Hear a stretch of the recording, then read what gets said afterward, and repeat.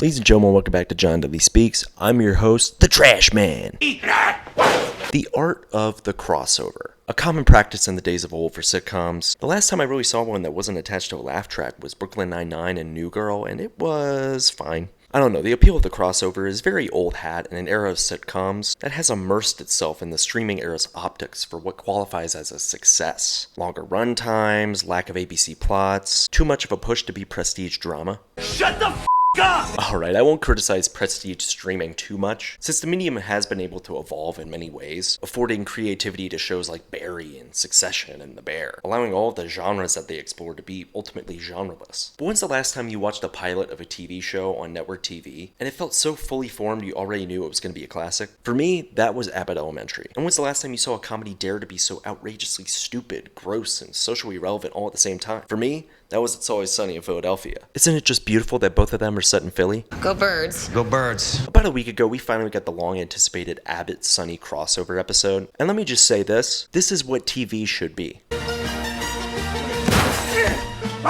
I'm going to list off 10 fun things that I observed during the episode that I absolutely loved. Melissa's seen the gang in a fight at an Eagles game, and she's been to Patty's because, of course. This is the kind of lore that I want there to be between these characters. I mean, just the detail that she knew that the gross bar with 300 one-star reviews was Patty's, that's the icing on the cake. Frank mentions dank urine to Gregory and Mr. Johnson, and while both of them seem put off by it, I think it's for different reasons. Gregory, it's obvious because, who would say that and be serious? But Mr. Johnson has a reaction that felt like, I've tried that, it's not gonna work. And they pay that off so well later when he's working on the piss pelts.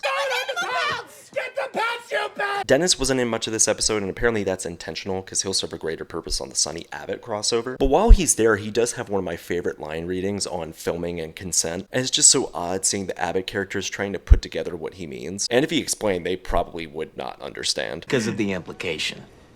I knew as soon as Dee entered Janine's classroom that she would be the worst of the gang, and I was right, but not in the way that I expected. First of all, her even thinking that she could land Gregory, hilarious. Then the Ben Franklin costume, classic Dee. Janine calling her a bird, fantastic. And then the most understated Dee moment is when she pulls the white kid aside and asks what Gregory's deal is. Top tier writing, honestly, especially when they've been using the white kid for a lot of the funniest gags across the 4th season. Mac has an interesting rapport with Ava in this episode that isn't as funny as the other arcs, but it's cool how they paint them to be kindred spirits in a way. They don't scheme similarly, but they do have the same selfish aims. So there's an unspoken mutual respect that's explored that I really liked in this episode. The raccoon debate between Mr. Johnson and Frank was tremendous, starting with a Bradley Cooper reference and ending with Frank eating the compost because of the garlic and chili powder. Loved it. They couldn't do too much of a gross out Frank moment because it's on ABC, but this is as good as it gets in this format, so I approve. Beer, milk steak, bird law.